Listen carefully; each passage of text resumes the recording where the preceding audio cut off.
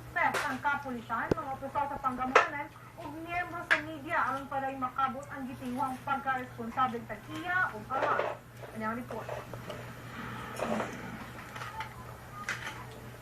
Gitawalangan sa Butuan City Police Office ang usa ka friendly shoot fest alang sa mga kapulisan. Kini sa tinguhang ang makabot ang pagka-responsabling armas. Tama. Papa. Kaya tinuturuan natin sila na tag safety at the same time yung shooting skills nila madali. Gimusdan sa DCPO nga pinaagi sa mga pagbansay, maprotektahan ang katawan o dili sila ang mamahimong biktima. Gawas sa kapulisan lakip miyembro sa media gitudloan sab sa insaktong paghupot og armas.